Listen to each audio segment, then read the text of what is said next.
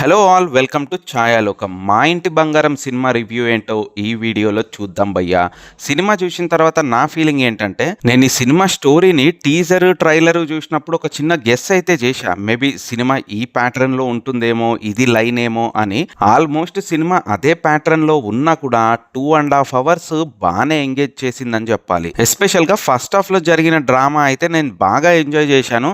అంటే family ladies వాళ్ళలో వాళ్ళకు ఉండే కాంపిటీషన్స్, నువ్వు కాఫీ బాగా పెడతావా, నువ్వు దోశ బాగా చేస్తావా, ఇలాంటి సిచ్యువేషన్స్ ని మనం రెగ్యులర్ గా ఇంట్లో చూస్తూ ఉంటాం కదా. అలాంటి డ్రామా ఫస్ట్ హాఫ్ లో అయితే చాలా బాగా వర్కౌట్ అయింది. గౌతమి గారు గాని, శ్రీముఖి, సమంత గారు, సీనియర్ కామెడీ యాక్టర్ శ్రీలక్ష్మి గారు, వీళ్ళ కాంబినేషన్ లో పడ్డ సీన్స్ అయితే భలే ఎంగేజింగ్ గా అనిపించాయి.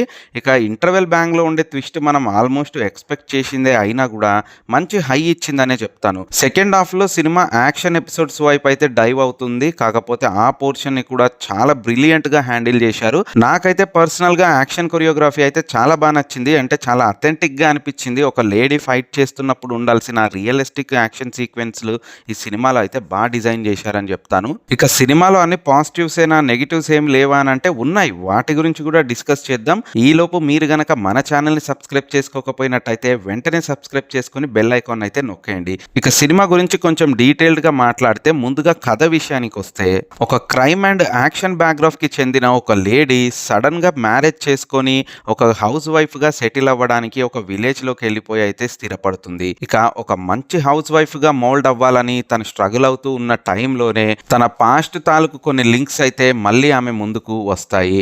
అయితే వాటిని కంప్లీట్ గా ఇగ్నోర్ చేయడానికి తను ట్రై చేస్తున్నా కూడా ఆ బ్యాచ్ మాత్రం తను వదలదు.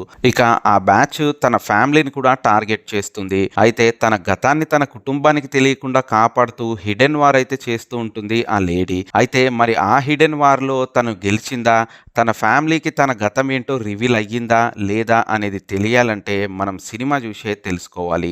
ఇక పర్ఫార్మెన్సెస్ విషయానికి వస్తే, సమంత ఋతుప్రభు ఈ సినిమాలో అయితే బ్రిలియంట్ పర్ఫార్మెన్స్ ఇచ్చిందని చెప్పాలి భయ్య. తనలో ఉండే కామెడీ యాంగిల్ ని, ఎమోషనల్ యాంగిల్ ని, at the same time powerful action angles ని కూడా సూపర్ గా ప్రజెంట్ చేసింది సమంత. ఎస్పెషల్ గా ప్రీ క్లైమాక్స్ కి ముందు ఒక పోర్షన్ ఉంటుంది, అక్కడ నాకైతే బ్రిలియంట్ గా అనిపించింది మీ యాక్టింగ్. ఇక దిగంత్ కూడా తన రోల్లో తను బాగానే పర్ఫామ్ చేశాడని చెప్పాలి. అండ్ గౌతమి గారు కానీ, శ్రీలక్ష్మి గారు కానీ మంచి ఇంట్రెస్టింగ్ అండ్ ఇంపార్టెంట్ క్యారెక్టర్స్ అయితే ప్లే చేశారు. వీళ్ళ పర్ఫార్మెన్సెస్ అయితే టూ గుడ్ అనిపించాయి నాకు. ఇక రిమైనింగ్ యాక్టర్స్ శ్రీముఖి గానీ, చైతన్య గానీ, శ్రీనివాస్ గవిరెడ్డి గానీ, ఎవరి రోల్స్ కి వాళ్ళైతే పర్ఫెక్ట్ గానే ఫిట్ అయ్యారు. కాస్టింగ్ అయితే టూ గుడ్ అనిపించింది నాకు. ఇక టెక్నికాలిటీ విషయానికి వస్తే, ఓం ప్రకాష్ సినిమాటోగ్రఫీ అయితే సినిమాకి మంచి హైలైట్ గానే అనిపించిందని చెప్పాలి. సంతోష్ నారాయణ ఇచ్చిన బీజిఎం అయితే సూపర్ గా అనిపించింది భయ్య. సాంగ్ అయితే ఒకటి బాగానే ఉంది, రిమైనింగ్ బిట్ సాంగ్స్ లాగా ఉన్నాయి, అక్కడక్కడ బాగా డ్రాప్ అయిన ఫీలింగ్ అయితే నాకు వచ్చింది. సినిమా ప్రొడక్షన్ వాల్యూస్ కూడా పర్వాలేదు, డీసెంట్ అనే చెప్పాలి. మినిమల్ బడ్జెట్ తోనే మంచి గ్రాండ్ లుక్ తీసుకురావడానికి అయితే బాగానే ట్రై చేసింది మూవీ టీము.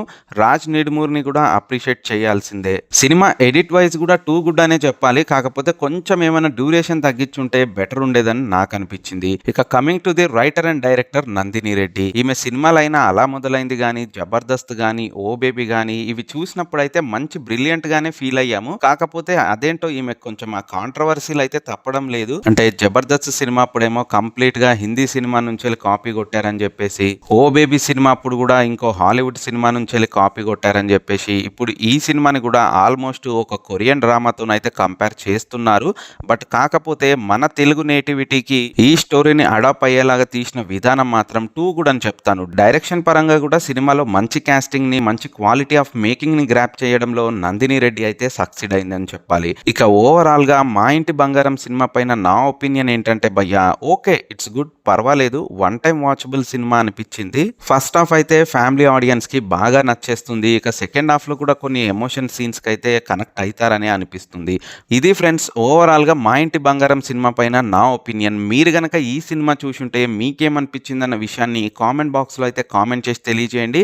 ఒకవేళ చూడకపోయినట్టయితే చూడడానికైతే ట్రై చేయండి. అండ్ ఇలాంటి మరిన్ని ఇంట్రెస్టింగ్ వీడియోస్ కోసం మన ఛానల్ని సబ్స్క్రైబ్ చేసుకోవడం మాత్రం మర్చిపోవద్దు. Signing off.